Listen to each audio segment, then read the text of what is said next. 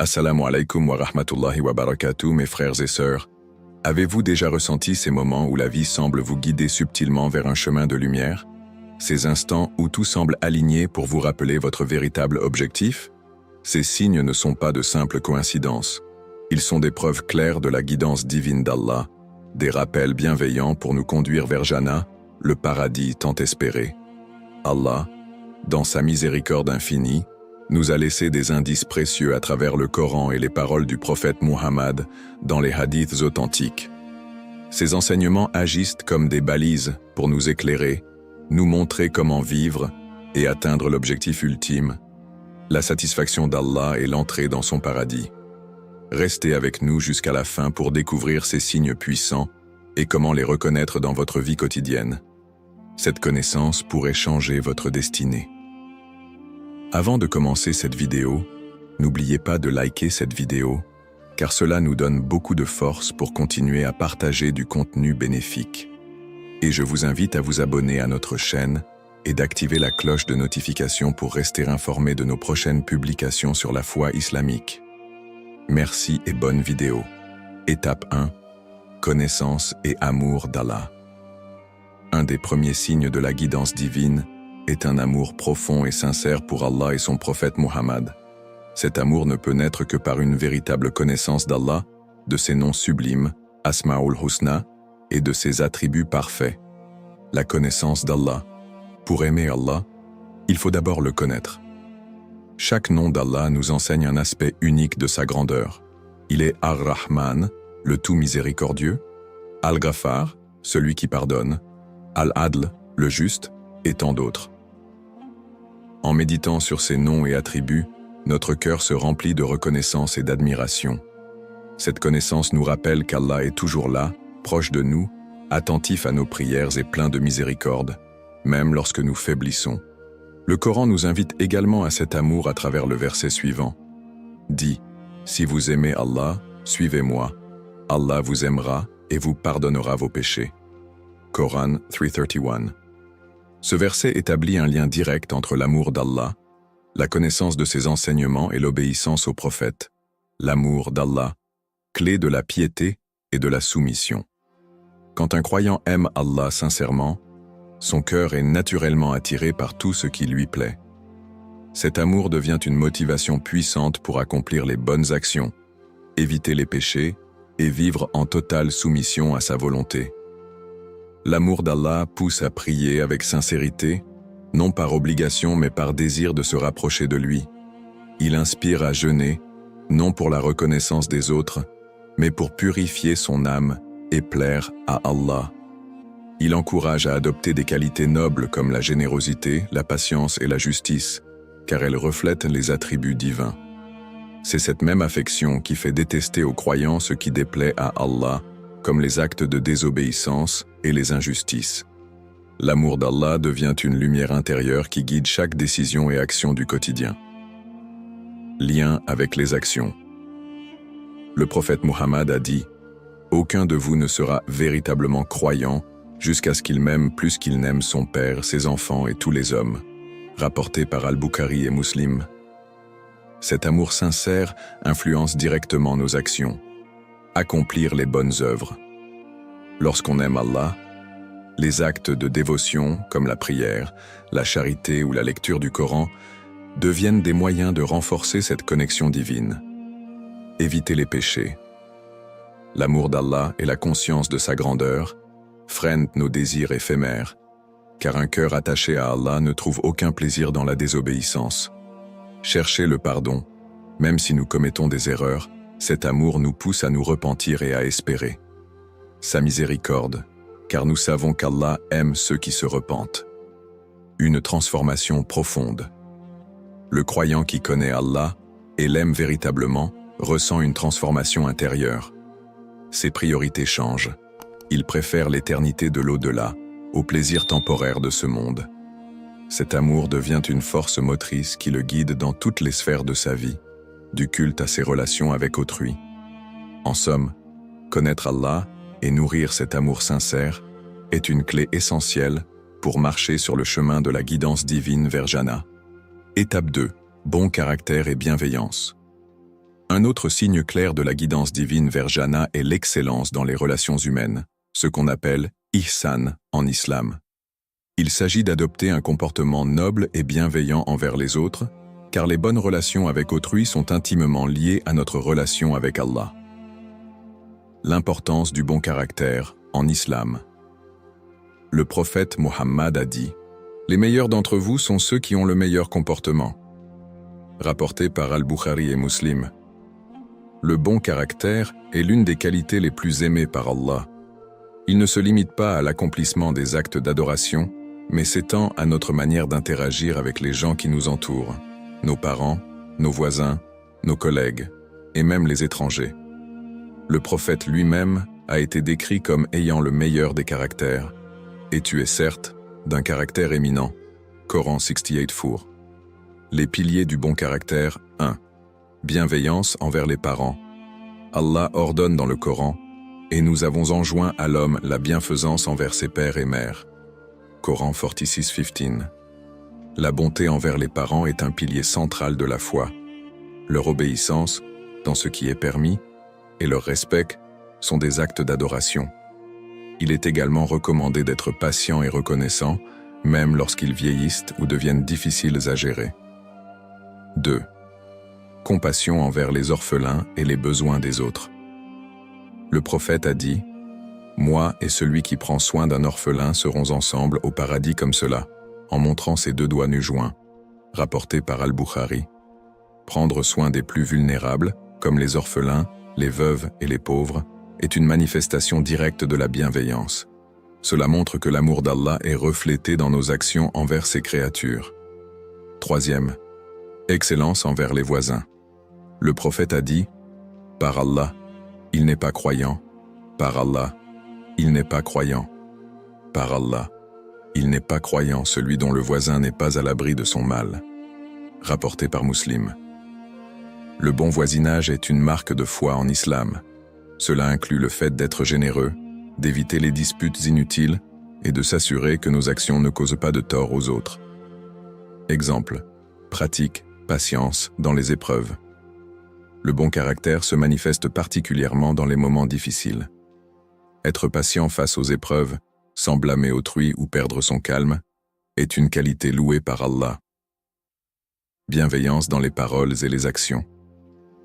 Le prophète a dit « Celui qui croit en Allah et au jour dernier, qu'il dise du bien ou qu'il se taise. » Rapporté par Al-Bukhari et Muslim.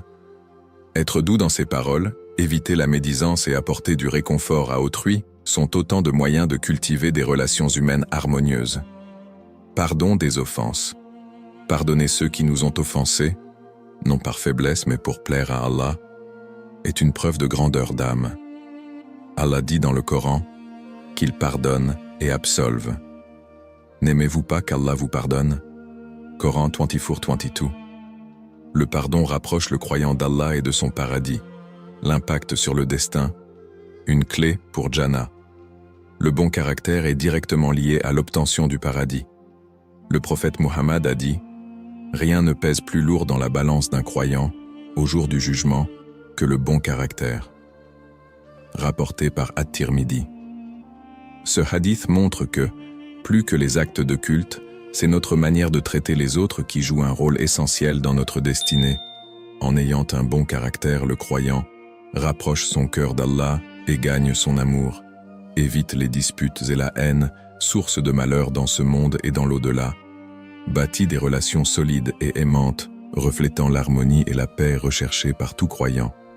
Un bon caractère est l'un des signes clairs de la guidance divine vers Jannah. C'est un reflet direct de notre foi et de notre attachement à Allah. En cultivant la patience, la bienveillance et le pardon, nous ne faisons pas seulement le bien autour de nous, mais nous marchons également sur un chemin éclairé vers la satisfaction d'Allah et son paradis éternel. Étape 3. Préservation de la foi dans les épreuves. Le dernier signe de la guidance divine vers Jannah est la persistance dans la foi malgré les difficultés. Les épreuves sont inévitables dans la vie du croyant. Allah nous teste pour purifier nos cœurs, renforcer notre foi et nous rapprocher de lui. Les épreuves, un test pour les croyants. Allah dit dans le Coran, « Est-ce que les gens pensent qu'on les laissera dire « Nous croyons » sans les éprouver » Coran 29, colon 2. Les épreuves ne sont pas des punitions, mais des tests pour évaluer la sincérité de notre foi. Elles permettent de distinguer ceux qui persévèrent et placent leur confiance en Allah de ceux qui désespèrent. Les exemples prophétiques. Les histoires des prophètes sont des sources d'inspiration pour traverser les épreuves avec foi et dignité. Le prophète Youssouf, Joseph, trahi par ses frères, vendu comme esclave, emprisonné injustement, Youssouf, alayhi salam, a enduré des épreuves successives avec patience et confiance en Allah. Finalement, Allah l'a élevé en position de pouvoir et de respect. Sa vie nous enseigne que chaque difficulté cache une sagesse divine et qu'Allah récompense la patience. Le prophète Aïoub, Job, Aïoub alayhi salam, a perdu ses biens, ses enfants et sa santé, mais il n'a jamais cessé de remercier Allah. Malgré la souffrance, il disait « Je suis touché par le mal, mais tu es le plus miséricordieux des miséricordieux. » Coran 21:83. Grâce à sa patience et à sa gratitude, Allah lui a rendu tout ce qu'il avait perdu et bien plus encore. Le prophète Muhammad. Le prophète a subi le rejet de son peuple, des persécutions et la perte de ses proches. Malgré tout, il n'a jamais abandonné sa mission. Il a enseigné que la récompense est à la hauteur de l'épreuve, rapporté par At-Tirmidhi. Ne pas désespérer de la miséricorde d'Allah.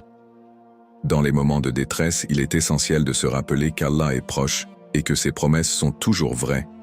Ne désespérez pas de la miséricorde d'Allah. Coran 39:53. Même si les épreuves semblent insurmontables, le croyant doit garder l'espoir en la miséricorde d'Allah et continuer à invoquer son aide. Conseils pratiques pour traverser les épreuves 1. Prière constante, salat. La prière est une arme puissante pour affronter les difficultés. Allah dit « Cherchez secours dans la patience et la prière » Coran 2:45. La salat nous connecte directement à Allah, nous permettant de déposer nos fardeaux à ses pieds et de trouver la paix intérieure. Deuxième patience, sabre. La patience est une qualité essentielle face aux épreuves.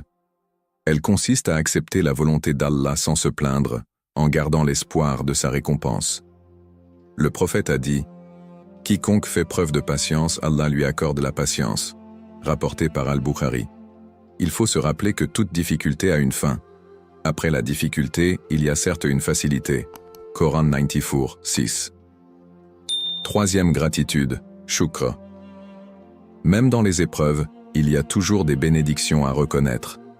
Remercier Allah pour ce que nous avons déjà nous aide à rester optimistes et renforce notre foi. Quatrième, invocation, dua. Invoquer Allah dans les moments difficiles est une preuve de foi et de confiance en lui. Le prophète a dit « Allah est avec son serviteur tant qu'il l'invoque et place sa confiance en lui » rapporté par Muslim. Le dua est un moyen de chercher l'aide divine et de trouver la sérénité. L'impact des épreuves sur le croyant. Les épreuves sont une purification pour le croyant. Le prophète a dit « Aucun mal n'atteint un croyant sans qu'Allah n'expie pour lui une partie de ses péchés, même une piqûre d'épine. » Rapporté par Al-Bukhari et Muslim. En persévérant dans la foi, le croyant renforce son lien avec Allah, se purifie des péchés, obtient une position élevée auprès d'Allah. La persistance dans la foi face aux épreuves est un signe clair de la guidance divine. C'est une démonstration de patience, de gratitude et de confiance en Allah. Les épreuves, bien qu'éprouvantes, sont une opportunité de grandir spirituellement et d'atteindre une proximité unique avec Allah. Rappelons-nous que les difficultés de ce monde ne sont rien comparées aux récompenses éternelles de l'au-delà. Ceux qui préservent leur foi, malgré les épreuves, seront parmi les gagnants. Accueillis dans Jannah avec ces paroles « Salamun alaykum pour ce que vous avez enduré ». Quelle excellente demeure finale. Coran 13:24. Conclusion. Nous avons vu ensemble 3 signes essentiels de la guidance divine vers Jannah. l'amour sincère pour Allah et la connaissance de ses attributs. Le bon caractère et la bienveillance envers les autres, inspirés par les enseignements du prophète. La persistance dans la foi malgré les épreuves, en gardant patience, gratitude et confiance en la miséricorde d'Allah. Ces signes nous rappellent l'importance de cultiver une relation profonde avec Allah, d'agir avec bienveillance et de persévérer dans notre foi face aux difficultés. Prenons un moment pour évaluer notre vie à travers ces signes et demandons à Allah de nous accorder la miséricorde et la guidance pour atteindre Jannah. Appel à l'action. Si cette vidéo vous a inspiré, partagez-la pour aider les autres à réfléchir sur leur propre chemin vers Jannah. Abonnez-vous à la chaîne pour plus de rappels et d'inspiration sur la voie de la foi. Je termine cette vidéo par une dua pour tous les croyants. Ô Allah, guide-nous sur le droit chemin. Fais de nous ceux qui aiment et servent ton prophète, et accorde-nous une place élevée dans Jannah, sous ta miséricorde infinie. Amin.